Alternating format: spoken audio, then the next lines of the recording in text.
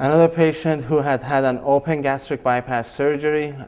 She didn't want anything to do with her arms. She wanted larger breasts and she wanted a lower body lift. I actually placed silicone implants for her through her open gastric bypass scar. So going from here, the implants were placed, the scar was revised, and then she had a lower body lift, buttock reshaping, buttock reduction. She still wished to be big. Again, I don't judge people. I do what they want me to do. Sometimes people ask me, well, should I do a tummy tuck only?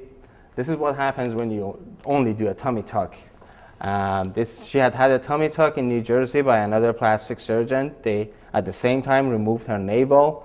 Her scar was way too high. She was way too unhappy, and she came for a complete revision.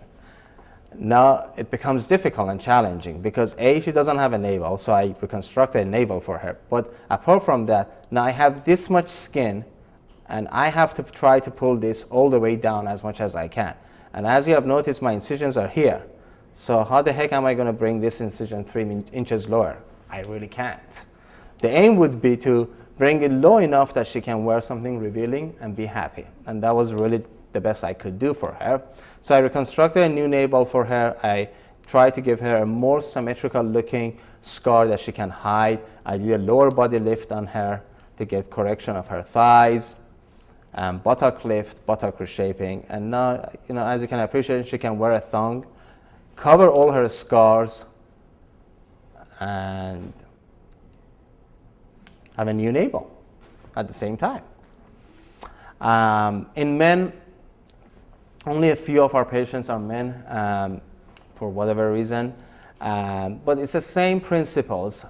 A man must have a linear figure, not a feminine figure. You don't want to have an hourglass look in a man.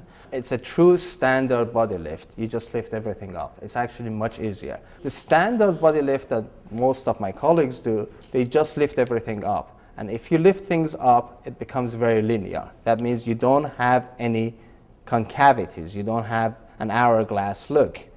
So that procedure actually applies well to most men, but it doesn't give you an hourglass look. So for a typical upper body laxity, there are a number of procedures to do. Some people put scars on the breast. Some people put a boomerang scar this way. I tend to try to put a scar here, similar to the J upper body lift that I do. It works pretty well. It displaces the nipple a little bit outwards, but most men don't actually mind that. And then again, the lower body lift is very similar, with the aim of trying to give you a more masculine and linear figure. Okay, more challenging case. She had lost a lot of weight, but she still was carrying a lot with her. Most of this is actually easy. This fold is very, very difficult to take care of because it represents attachment of the skin to your muscle.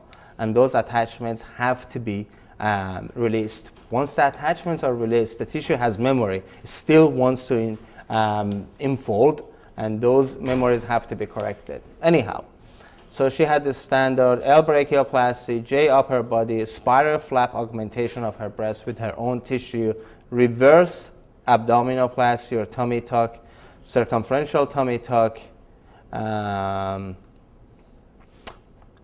line upper body lift, buttock augmentation, buttock reshaping, vertical thigh lift, calf reduction, spiral thigh lift.